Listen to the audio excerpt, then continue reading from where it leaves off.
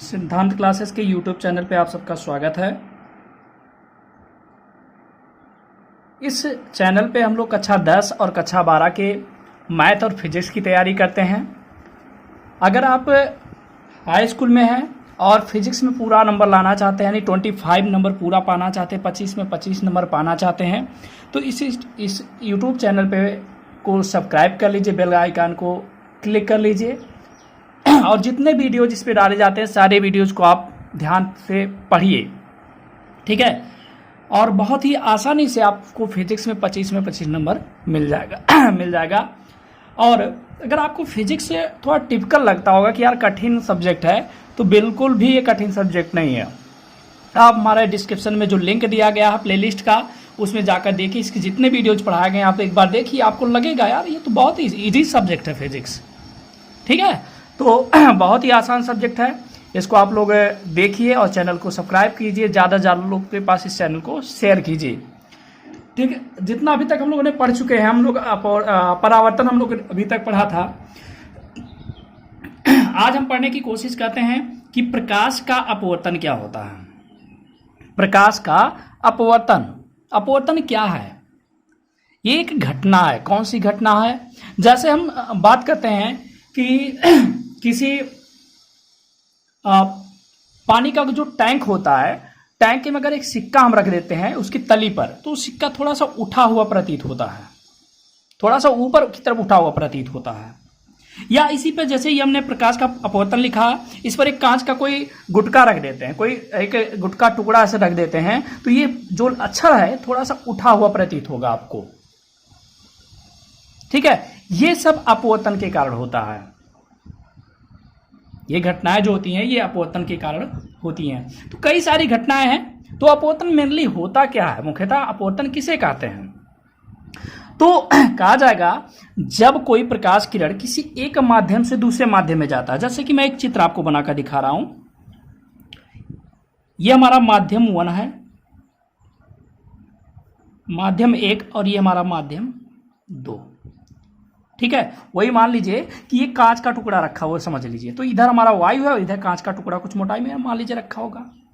तो जब कोई प्रकाश किरण किसी एक माध्यम से दूसरे माध्यम में प्रवेश करता है, किसी एक माध्यम से दूसरे माध्यम में प्रवेश करता है, प्रवेश तभी करेगा जब पारदर्शी माध्यम हो।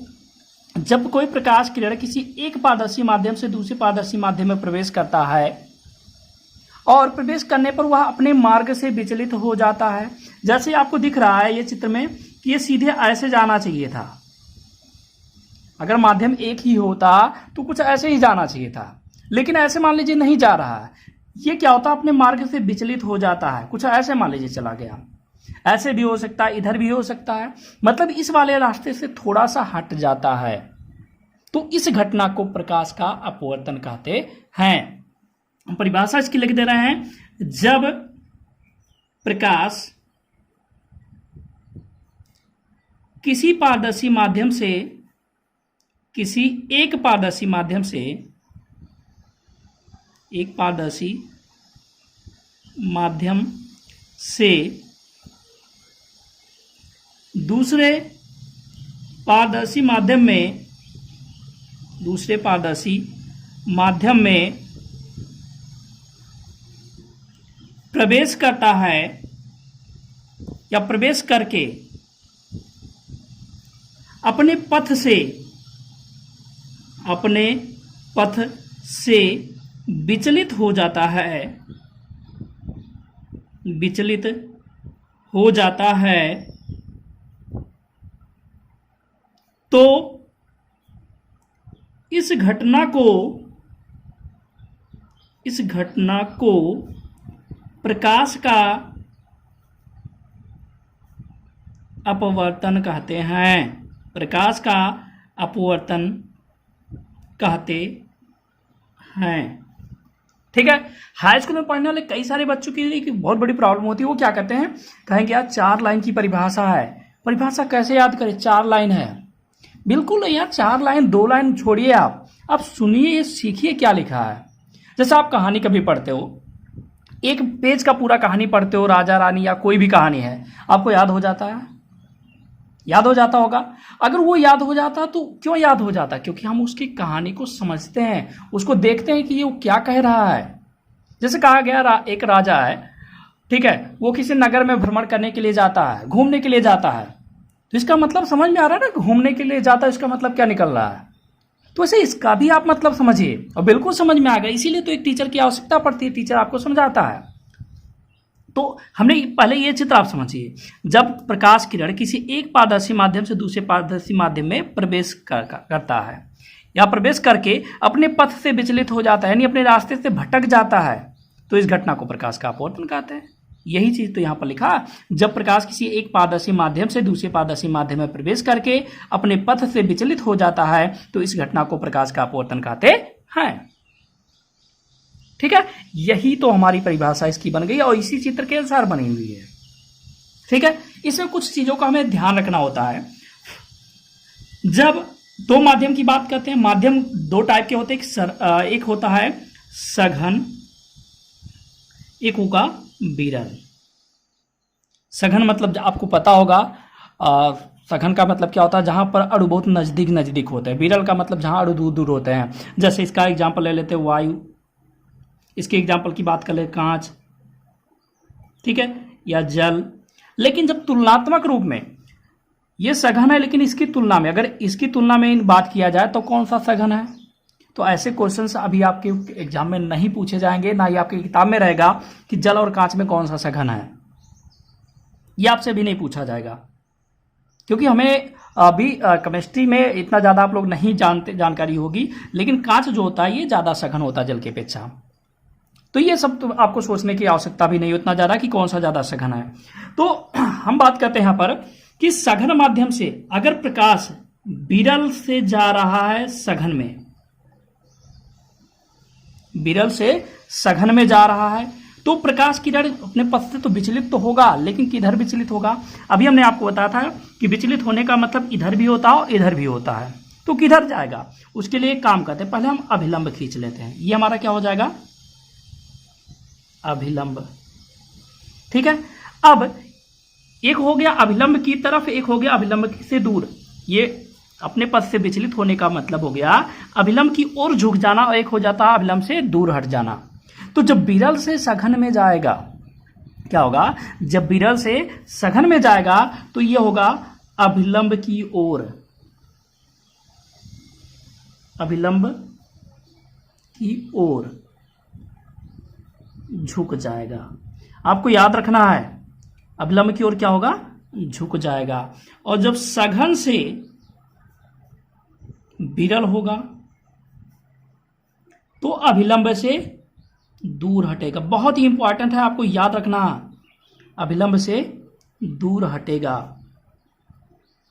आपको इन चीजों का बार बार हमें प्रयोग करना पड़ेगा, इसलिए आप लोग को याद रखना है। एग्जाम में ये भले नहीं पूछा जाएगा, लेकिन आप पढ़ते हैं, अगर प्रकाश चैप्टर पढ़ रहे हैं तो आपको आना ही चाहिए। एग्जाम में तो पूछा जाएगा इसकी परिभाषा, इसके नियम। ठीक है, तो जब विरल से सघन में जाएगा तो क्या होगा? अभिलंब की ओर झुक जाएगा, और जब सघन से विरल जाएगा तो अभिलंब से दूर हटेगा। चलिए, अब हम अपवर्तन के नियम की बात कर लेते हैं। अपवर्तन के नियम। अच्छा, एक छोटी सी चर्चा और हम कर लेते हैं, इसके प्रकाश के अपवर्तन के उदाहरण क्या क्या है। तो अभी हमने आपको एक बता दिया कि जो अक्षर लिखे होते हैं, अगर इस कांच का टुकड़ा रख देते हैं तो ये थोड़ा सा उठा हुआ होता है, बिल्कुल एक एग्जाम्पल हो गया। ठीक है, अगर मान लेते किसी टैंक में एक सिक्का रख देते हैं तो सिक्का भी थोड़ा सा ऊपर उठा हुआ प्रतीत होता है, वो भी क्यों होता? वो भी अपवर्तन के कारण होता है। ठीक, और भी ऐसे कई सारे, जैसे किसी ग्लास में, पानी से भरे ग्लास में अगर हम किसी पेंसिल को या पेन को डाल देते हैं तो तिरछा दिखाई देता है, वो भी इसी के कारण होता है, अपवर्तन के कारण होता है। ठीक है, तो अब हम आ जाते हैं अपवर्तन के नियम। अपवर्तन के दो नियम हैं। अगर आपको आसान करना है तो पहले पिछला वाला पढ़िए, परावर्तन पढ़िए। परावर्तन के नियम पढ़ेंगे, बहुत ही आसान आपको ये लगेगा। चलिए इस चित्र में एक बार फिर से चलते हैं। ठीक, अच्छा, यहां पर ये हमारा कौन सा किरण है? आपतित किरण। आपको पता होगा, जो आने वाली किरण होती है उसे क्या कहते हैं? आपतित किरण कहते हैं। और जो दूसरे माध्यम में चली जाती है इसे क्या कहेंगे? अपवर्तित किरण कहेंगे, परावर्तित नहीं, अपवर्तित। क्योंकि यहां अपवर्तन हो गया ना, जब एक माध्यम से दूसरे माध्यम में जाएगा तो क्या हो जाएगा? अपवर्तन हो जाएगा। यह अपवर्तित किरण हो गया। इसे क्या कहेंगे, ये अभिलंब कहते हैं। ठीक है, ये माध्यम 1 है, ये माध्यम हमारा क्या है 2 है।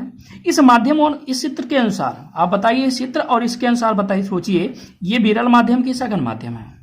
आप देख रहे हैं कि इस माध्यम से इधर गया और ये अभिलंब की तरफ झुक गया, तो अभिलंब की तरफ जब झुक गया तो इसका मतलब ये सघन है। दूसरा वाला क्या है, ये सघन माध्यम है और ये हमारा क्या है विरल माध्यम है। क्लियर। चलिए, पहला नियम है कि आपतित किरण मतलब आप आने वाली किरण, आपतित किरण, अपवर्तित किरण,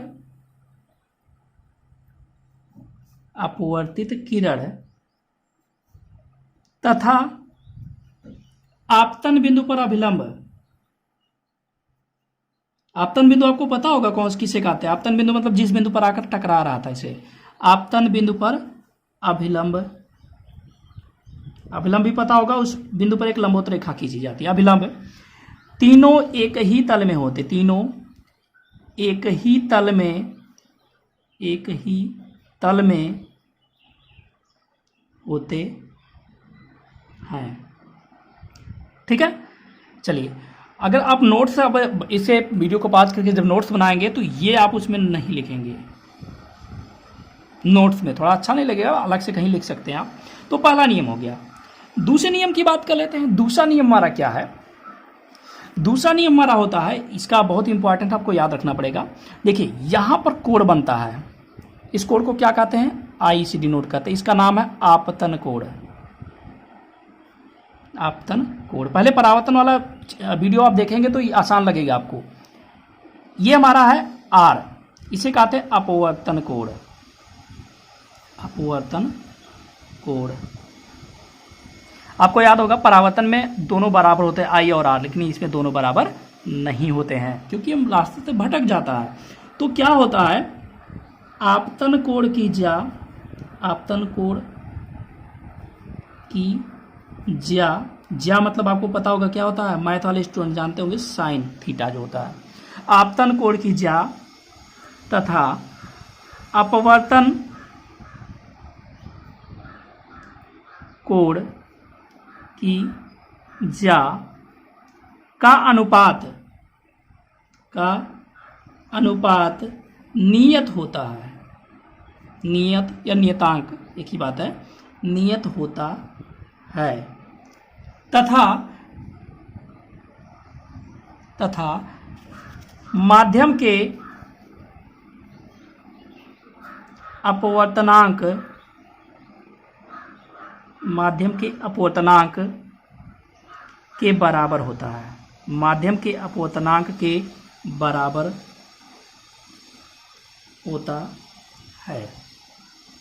ठीक है। इसको मैथमेटिकली अगर हम बात करना चाहें तो आपतन कोण की ज्या यानी साइन आई, आपतन कोण आई है, बटे अपवर्तन कोण की ज्या, अपवर्तन कोण आर है, ये क्या होता है, नियत होता है। ठीक है, तो इसे हम नियत लिख सकते हैं, नियत या नियतांक एक ही बात है। तथा यह माध्यम के अपवर्तनांक के बराबर होता है, यानी n के बराबर होता है। तो साइन आई बटे साइन आर बराबर नियतांक बराबर n, जहां n क्या है, ये अपवर्तनांक है। अब अपवर्तनांक आपके लिए एक नया शब्द मिला है, ठीक है, तो इसकी हम चर्चा अगले वीडियो में करेंगे। अपवर्तनांक क्या है, पूरा डिटेल्स हम अपवर्तनांक के बारे में पढ़ेंगे कि अपवर्तनांक क्या है। ठीक है, इसे हम स्नेल का नियम भी कहते हैं, स्नेल का नियम। ये जो सूत्र मिला आपको, ये क्या है, स्नेल का नियम है।